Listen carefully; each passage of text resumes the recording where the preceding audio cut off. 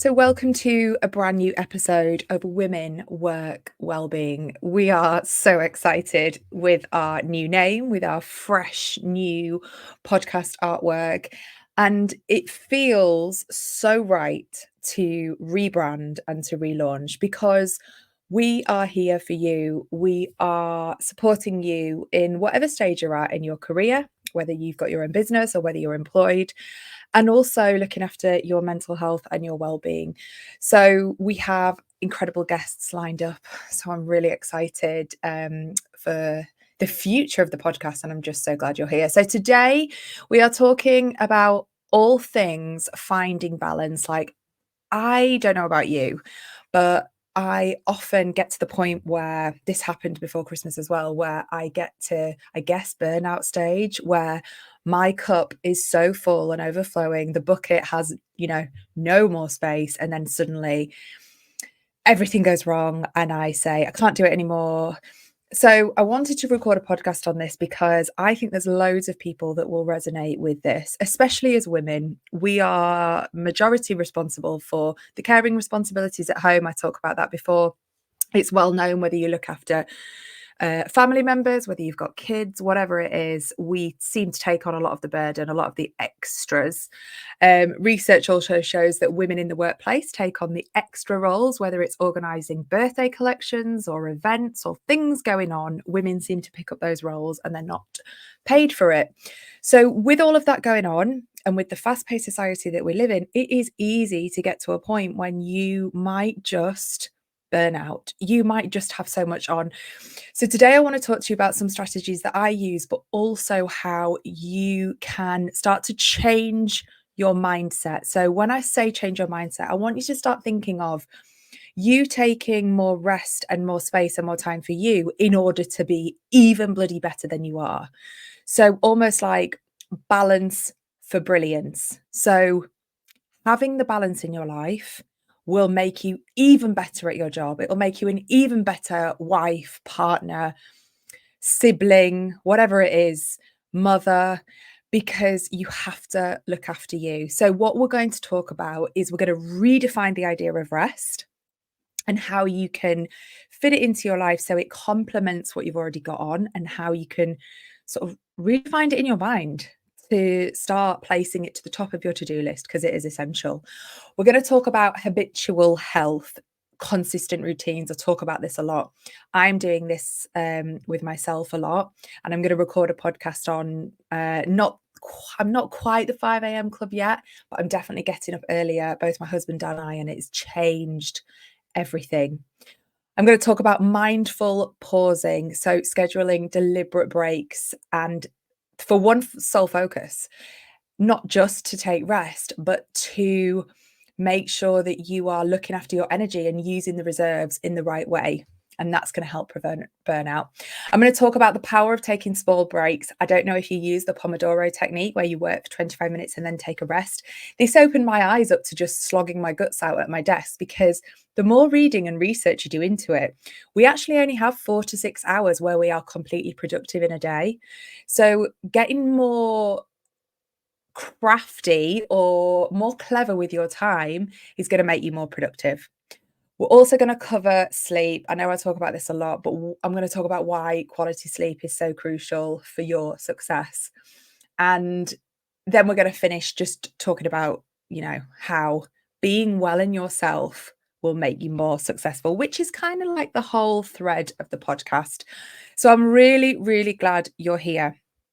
So like I said, I feel so passionately that us working women have a lot to deal with.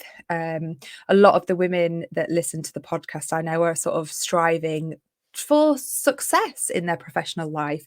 So whether you're looking to advance in your career, launch your own business, or smash your business and do even better this year, it seems that as a collective, we're here to make things better, but we don't want to compromise our health and well-being in the process.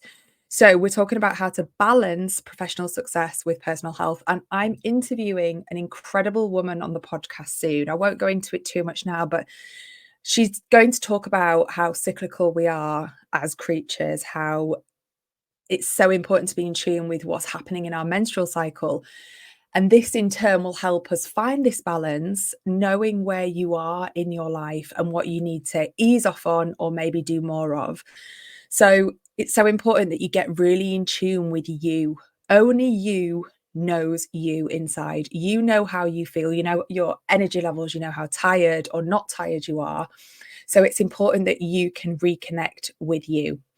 So let's start with point number one, redefining rest. So important because this is a mindset thing. Let's start by challenging the age old myth that rest means you're lazy. So, in the pursuit of success, we often think, well, I don't know about you, but I definitely do. Oh, well, I won't be able to do that because, I'm forging forward and I want to make jobs for women the best it can be. I want to be as successful as I can be. So, I might push things to the side that are going to be good for me in the long run. So, what I want you to do immediately is start to redefine rest as being imperative for your success, because rest means looking after your mental health and well-being. That needs to be on form in order for you to strive ahead and be as successful as you want to be. So it's not just quietly happening in the background. This needs to be front and center. This needs to be top of the to-do list when you're planning your week, which I talked about on another podcast episode.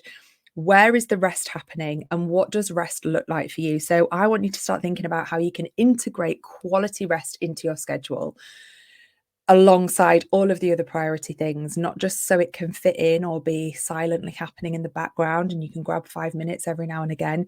It is essential for you to sustain not only success, but your inner creativity. And so you can avoid burnout. So I want you to think about what rest looks like for you. Is that going for a massage? Is it doing a yoga nidra? Is it taking a relaxing yoga class? Is it having a bath and reading your book? Is it reading your Kindle away from the family, away from the dog, whatever it is? Take a few moments right now and think about what rest is for you and how you can start adding it in. And it might be something that you haven't really thought about.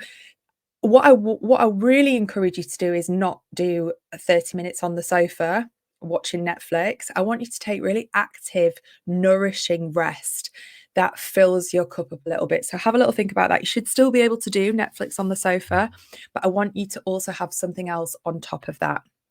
Okay, next we're going to talk about habitual health. So I talk a lot about routines. I touched earlier about the fact that I've been getting up earlier, and it's definitely helped me get into a more consistent routine. This is going to help you with your productivity, I promise. So if you can get super habitual with taking rest or with adding it into your day, or maybe doing it at the same time every day, it's going to make sure that it's A, happening, but B, then it's going to give you really focused time to get your other priority stuff done. So any work and any other jobs that you need to get done, but you factored in the rest, the yoga class, the relaxation, the nap, the bath into the schedule. So when you establish a consistent schedule that includes time for, we're going to talk about this, focused work, not just working for hours on end, and then you start scrolling on your phone and really your productivity goes downhill. But in your mind, you've done 7 hours, but really in actual fact, when you drill down into it, you've only done 2 to 3. And when you've got this consistent schedule, so we're talking about focus work, exercise, and rest. Those 3 pillars: focused work, exercise, and rest. This can significantly enhance your efficiency and literally your spark for your creativeness. Because when you're slogging your guts out at your desk, say you're like, oh, I need to do a 12-hour day. Like I just said, your productivity will go down and also your creativity. Don't you think that your best ideas happen when you're away from that work environment? They say, don't they, in the shower, when you've not got access to anything and your creative juices are flowing and you've got that time and space to really think about things. So you've got to think about what you want in terms of long-term success and what your daily routine looks like and make it habitual. Can you almost give yourself a test for the next month? Could you work out a very rough routine, daily routine, how those 3 pillars are going to fit in, and then reflect on it? Did it work? Did it not work? What did you enjoy? What did you not enjoy? And then shape it up. It's got to work for you. This is your life. Your goals are your goals. Where do you want to go, and how is your routine going to make you get there? So the next thing I want to talk about is mindful pausing. I do this so much now, and I've got a really nice little tip for you, which I've been doing with my children. Taking mindful moments in your day, whether you're working or not, just to pause and drop into your inner self, be in the moment. So, actively just like either getting up from your desk, getting away from work, going somewhere and just checking in with you, taking a mindful pause. So, especially if you've got loads on at work and you're so busy and you're like, oh my God, I feel really stressed, and you can be so caught up in that emotion, but you have to remember that you are not the emotion. You are not stress. It's an emotion that's moving through your body, and it's how you handle it. So, regularly taking time to pause in your day and check in. And the best way to do this for me is to check in. I check in with my breath. So I pause and I notice, especially when I'm anxious, where is my breath? And it's often right at the top of my chest, breathing like a bird. And then when I take a deep and nourishing breath in, I realize what sort of state I am in, often heightened or anxious.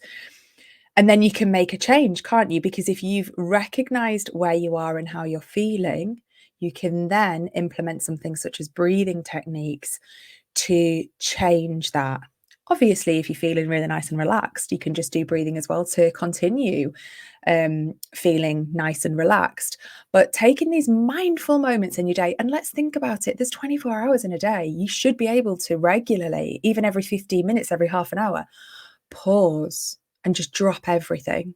It's 1 minute. And you can think about the same analogy when you're driving. When people don't let you out when you're driving, or you're rushing to get ahead and you might not let someone else out. Really, you're only going to get 10 seconds ahead of them. It's ridiculous. Go slower, take a moment, drop everything. Even if you feel like you're literally on a deadline, you don't have a minute to spare, you're holding in your wee at your desk. I've been in that situation before. What is a minute? What is 60 seconds? And the benefits of taking that mindful pause in your day will be so beneficial for your body, for your nervous system, and to get you being more present and recognizing where you are before you get to the point of leading up to burnout. I also want to talk about the power of small breaks. I mentioned about the Pomodoro technique. So that idea is that you work, I think you can change it, but it's like essentially 25 minutes hard work, full concentration on one task, phones away. You are just producing a piece of work. And then after 25 minutes, you take a 5-minute break. So, like I said earlier about the shower analogy, some of my best ideas come when I am out walking. I walk my friend's dog, and that is because your brain is leveraging the power of subconscious problem solving. So, when you take small breaks, you do a task intensely, and then you come away and you let your brain have a break. But it's also giving your brain that time to leverage that subconscious state. So a regular break could be a quick walk around the block. It could be a nap. I don't know if you're a good napper. I'm not great at napping, but I do love yoga nidra, and that can be the same, where you're just listening to a script and you're taking that deep calm rest. And this can significantly enhance our cognitive abilities, and I keep talking about it, our creative output. When did you last work at your desk for 10 hours, and then by the end of it, you didn't even know what you were typing or writing because everything's just done in?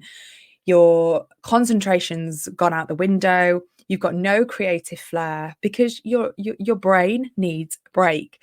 So small breaks, I want you to go away after listening to this podcast and work out how you can add more breaks into your day. And they can just be short breaks, like for every half an hour, 5-minute break. What are you going to do with it?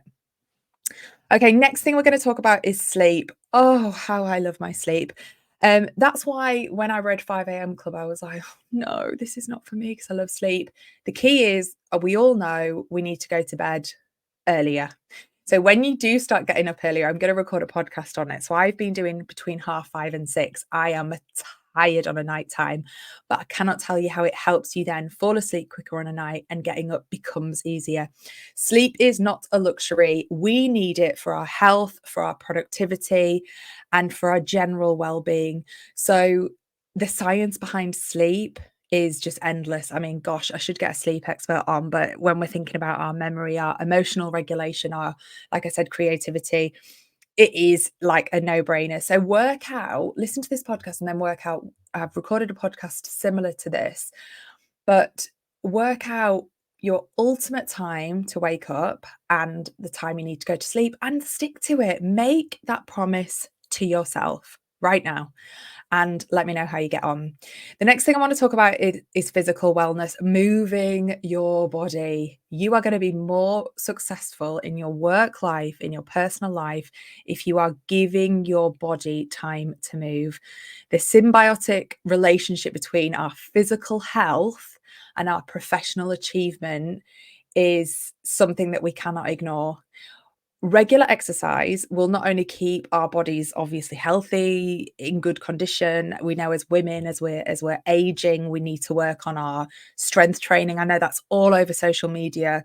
Back in the day, it was kind of like running, burn as many calories, but now it's about lifting weights. And that's so that as we're getting into our older years, I'm not sure how old you are, but we know that that's definitely important. So it's obviously regular exercise keeps our bodies looking good from the inside and the outside, makes us stronger, but it definitely sharpens your mind. It makes you more effective.